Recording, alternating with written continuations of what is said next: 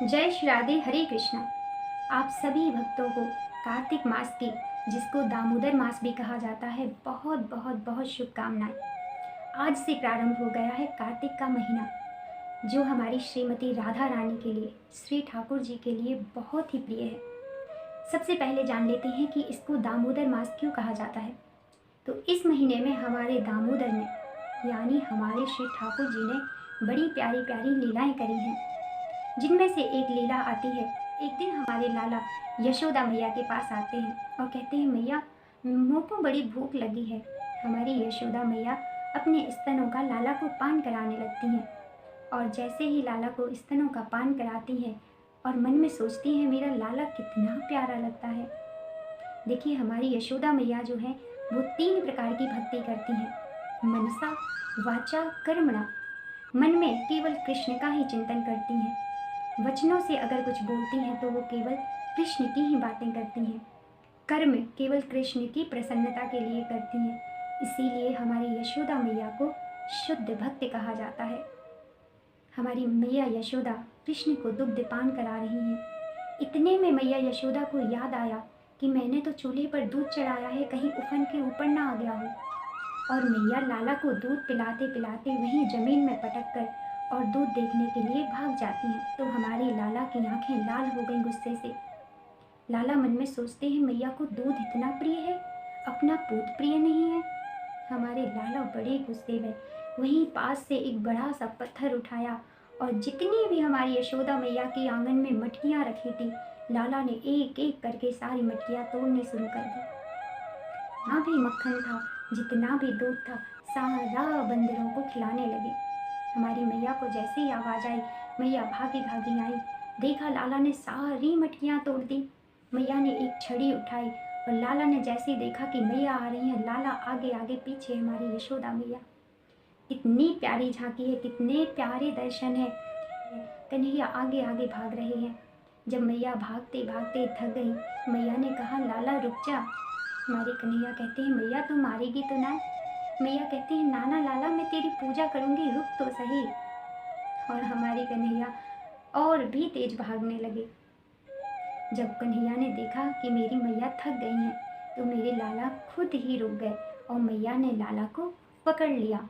जाकर आंगन में एक उखल रखा था, उससे हमारे लाला को एक रस्सी लाकर उनके पेट को बांध दिया। इस लीला को करने से हमारे ठाकुर जी का नाम पड़ा दामोदर।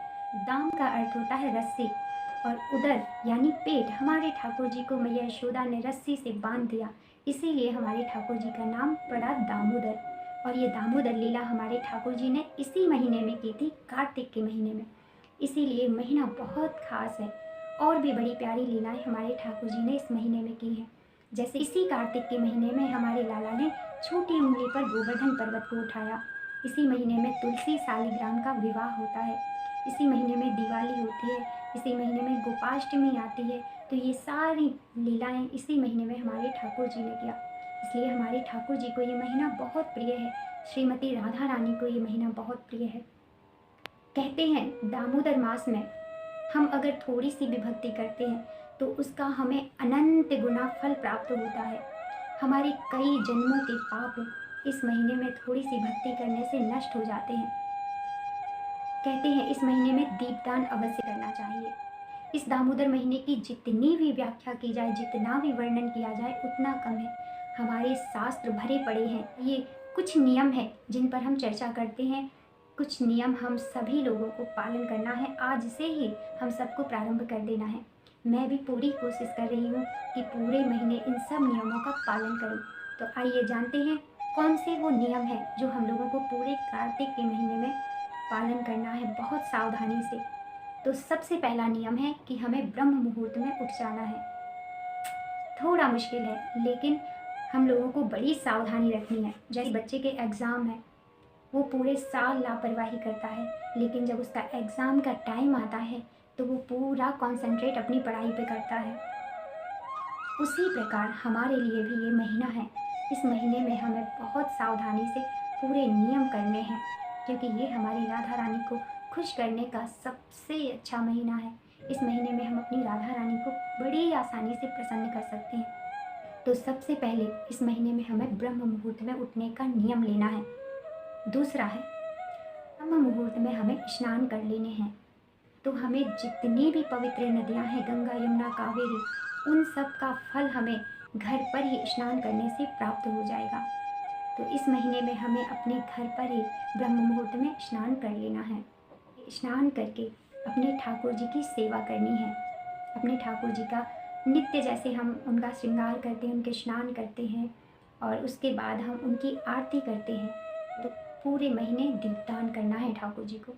रोज़ आपको पुराने दिए को ही रोज़ धो लेते हैं और उसी को जला देते हैं। आपको कार्तिक के महीने में ऐसा नहीं करना है। रोज़ आपको एक नया दिया लेना है और घी से या तिल के तेल से आपको वो दीपक जलाना है और आपको अपने ठाकुर जी की आरती उतारनी है। 4 बार आपको चरणों की आरती उतारनी है, 3 बार आपको नाभि की हृदय की आरती उतारनी है और 2 बार आपको उनके मुख कमल की आरती उतारनी है और फिर 7 बार आपको पूरे शरीर की आरती उतार कर उनको दीपक दिखाकर आपको ठाकुर जी के पास ही रख देना है। तो इसको कहते हैं दीपदान। जब आप ये दीपदान करें तब आपको गोपाल अष्टकम का पाठ करना है। अगर आपको आता है तो अच्छी बात है, नहीं आता है तो आपको गूगल से ऑनलाइन आजकल सब कुछ अवेलेबल है, वैसे लेकर और गोपाल अष्टकम का पाठ करिए, ठाकुर जी को सुनाइए। कहते हैं ठाकुर जी को इस महीने में दीपदान करने से आधी पलक झपकते ही अनंत जन्मों के पाप जो हैं वो नष्ट हो जाते हैं ठाकुर जी के पास दीपदान करने से, तुलसी महारानी के पास दीपदान करने से। ठाकुर जी के पास जब आप दीपदान कर लें तो चौथा है, आपको वृंदा महारानी के पास जाना है। तुलसी महारानी जहाँ भी आपने स्थापित करी है, अपने छत पर करी है, बालकनी में करी हैं, तो सबसे पहले तो उनको ऐसे स्थान पर रख लीजिए जहाँ से आप उनकी परिक्रमा लगा सकें।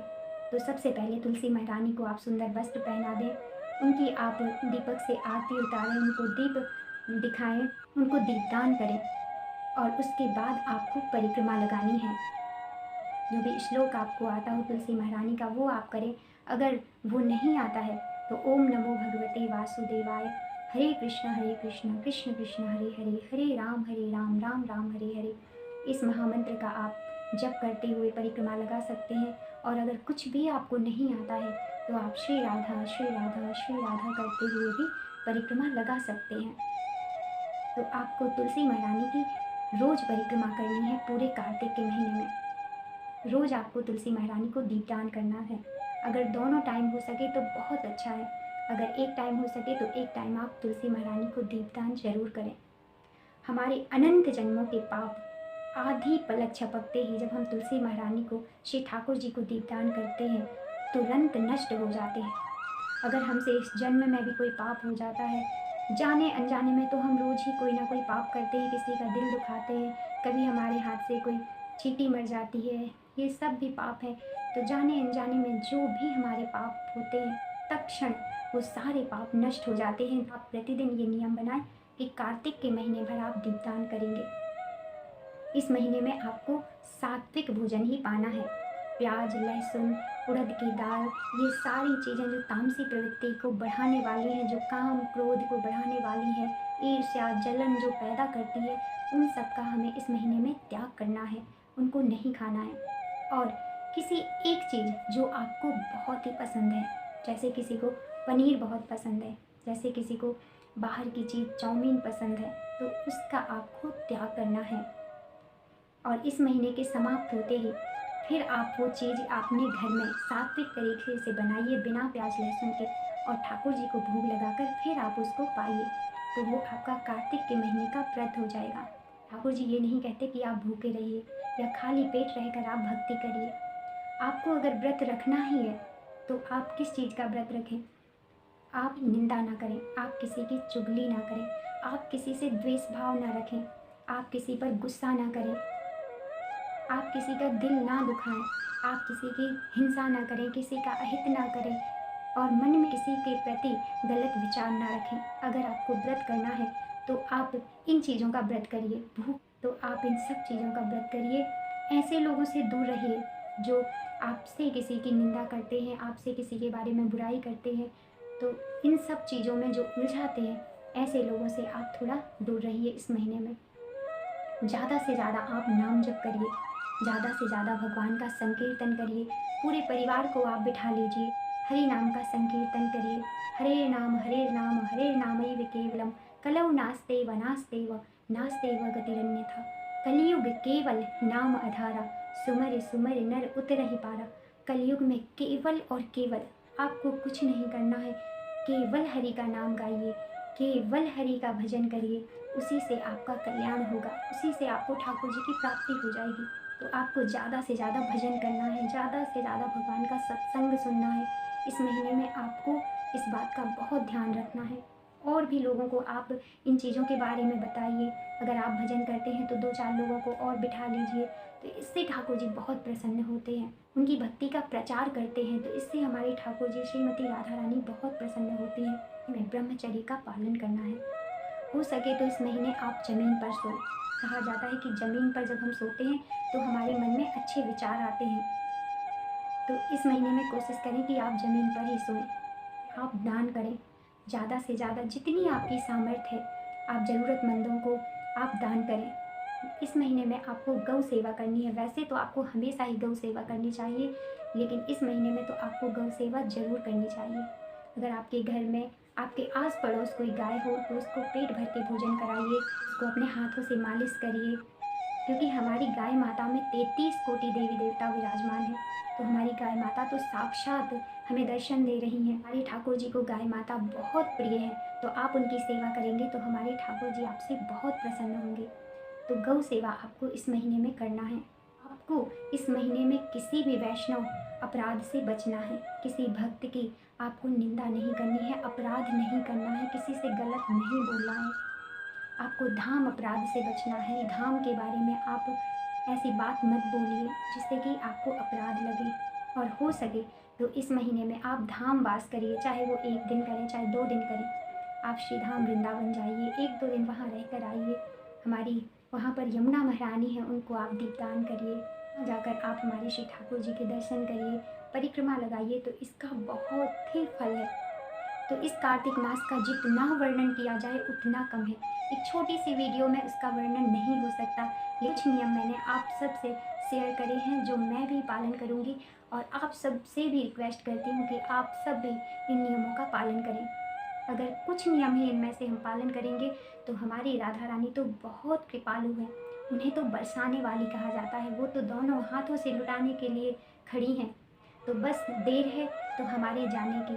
आप जाइए उनके शरण में और वो श्री ठाकुर जी से श्री ठाकुर जी की भक्ति आपको जरूर प्रदान करेंगी।